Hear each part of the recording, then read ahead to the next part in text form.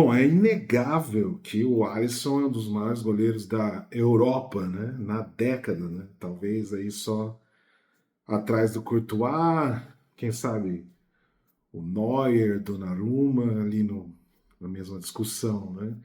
Mas da Premier League, com certeza, ele é o grande goleiro da década, rivalizando ali, às vezes, em algum momento, com o Ederson, outro brasileiro.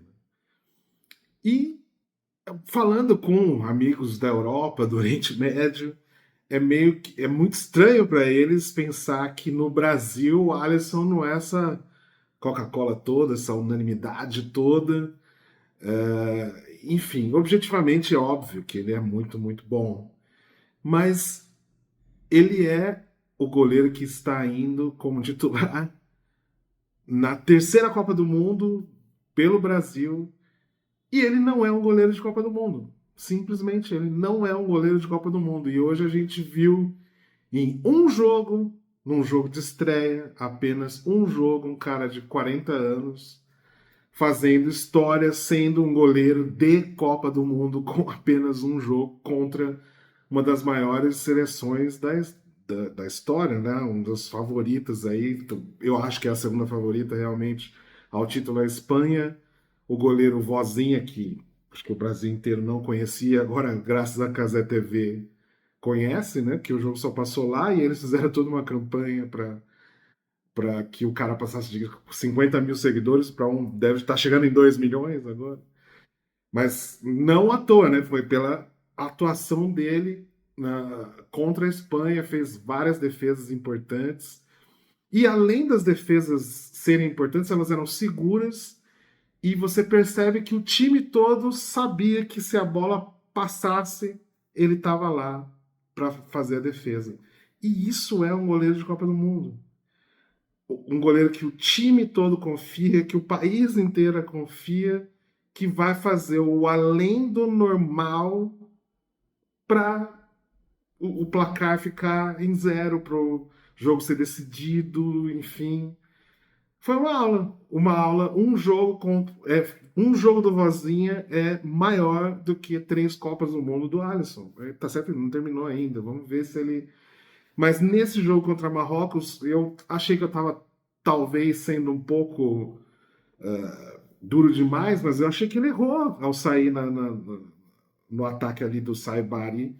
E eu vi um vídeo do Veloso falando até pior do que eu pensava, mas falando exatamente isso. Ele não tinha por que ter saído, né? E nas outras Copas também, o que ele fez, né? Em 18 contra a Bélgica, ele não pegou, não foi nenhum frango, não foi nenhuma falha. Mas cadê? Cadê o goleiro? Cadê o goleiro na hora que a gente precisa? Contra a Croácia, acho que foi. Também não foi um frango, mas a bola muito mais fácil. Cadê o milagre? Cadê a defesa difícil? Não tem, não tem. E é inegável, o cara realmente é Deus em Liverpool, Deus da Premier League, mas na Copa do Mundo não. E ele é o contrário do Tafarel, que é o chefe dele, né? Que é o treinador de goleiros. Alguém lembra os times que o Tafarel passou? Alguma grande defesa do Tafarel em algum time? Não, mas na Copa do Mundo era o Tafarel. Enfim, e se a gente fosse para os pênaltis, tava aqui, tava tranquilo. O Tafarel vai pegar pelo menos um. Alguém em sã consciência hoje, se o Brasil for para os pênaltis, vai falar: ah, o Alisson vai pegar pelo menos um. Ninguém está contando com isso. Ninguém conta com isso. E aí, assim, a gente está cobrando de quem tem para dar. Como que o maior goleiro da Premier League na década não é um goleiro de Copa do Mundo? Ele não é. Simplesmente assim. Então, foi uma boa ilustração o Vozinha hoje de Cabo Verde, garantindo 0-0 na estreia de Cabo Verde na Copa do Mundo contra a Espanha, mostrando o que é ser um goleiro de Copa do Mundo em um jogo contra 2 Copas e um pouquinho agora do Alisson. Falando do 0-0 da Espanha e Cabo Verde e 1-1 Brasil e Marrocos. Né? São duas seleções campeãs do mundo empatando com duas seleções africanas. Marrocos é muito melhor, né? Quarto colocado na última Copa, tem uma história muito maior de clubes, de tudo, né? Do que Cabo Verde. Então, o resultado da Espanha é muito pior do que o resultado do Brasil. Mas o desempenho espanhol não é muito pior do que o do Brasil. A Espanha tem de onde tirar, né? Era só melhorar um pouquinho, poderia ter ganho. Tá certo que 1 ou 2 a 0 ainda ser um resultado estranho pelo poderio da Espanha, mas né, recuperando o Nico Williams e o Lamine Yamal, Nico Williams que poderia jogar por Gana e Lamine Yamal que poderia jogar por Marrocos, já pensou Yamal e Marrocos? Eles voltando para suas pontas respectivas, a Espanha tem grandes chances de chegar muito longe na Copa do Mundo, quem sabe até ser campeã. Então, a Espanha tem claros caminhos por onde melhorar. Esse é o mais óbvio, né? O mais óbvio de todos. O Brasil não tem, o Brasil está totalmente perdido. Não temos laterais que sempre foram a força e o diferencial do Brasil, não temos. O meio-campo, mesmo reforçado com o Paquetá, não funcionou, ficou na roda de bobinho ali contra o Marrocos no primeiro tempo. E o ataque é o lampejo individual. Que, graças a Deus, isso a gente não perdeu ainda. Com o Vini é mesmo, sei lá, o Rafinha ainda não fez, mas todos eles podem ter ali. Mas é muito, muito pouco e muito preocupante. Vamos torcer aí que contra o Haiti, o Brasil não. Acho que o resultado da Espanha é um bom tipo despertador aí para o Brasil não bombear contra o Haiti, que pode ter um contra-ataque melhorzinho do que o Cabo Verde e complicar a coisa para o Brasil. Já complicou para a Escócia, né? Tava melhor quando tomou o gol e mesmo assim conseguiu ter um domínio relativo contra a Escócia. Então, pode não ser tão fácil quanto a gente está imaginando e tem que acordar, tem que acordar.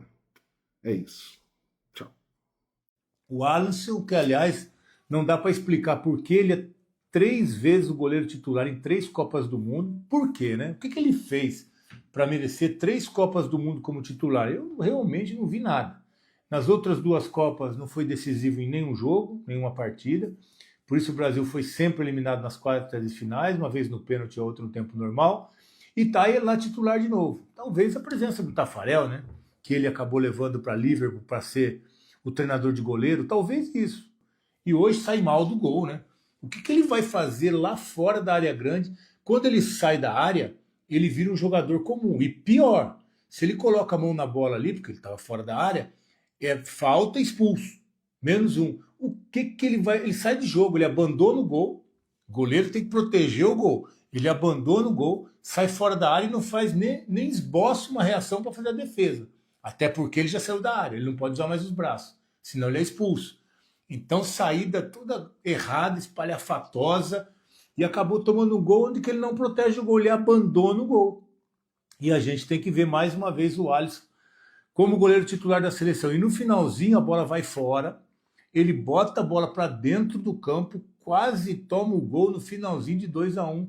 E aí, era o mínimo que se esperava, né? Ele consegue se recuperar e aí trava o chute. Mas quem cria a oportunidade para a equipe do Marrocos foi o próprio Alisson, né? Então não tem nenhum tipo de justificativo para esse cara ter 3 Copas do Mundo como goleiro titular. O único na história do Brasil. E a gente teve tantos goleiros bons, campeões, né? Mas é o Alisson, que é a terceira Copa como titular. É um absurdo, mas a gente vai ter que passar por isso e tomara que, sei lá, trocar acho que não vai mais, né? Então tomara que não chutem bola no gol. Tomara que a Escócia, com a Haiti, que a Holanda ou com o Japão não chute bola no gol, porque o que está chutando está entrando. Então tomara que a bola não chegue mais no gol do Brasil, mas numa Copa do Mundo é difícil, né?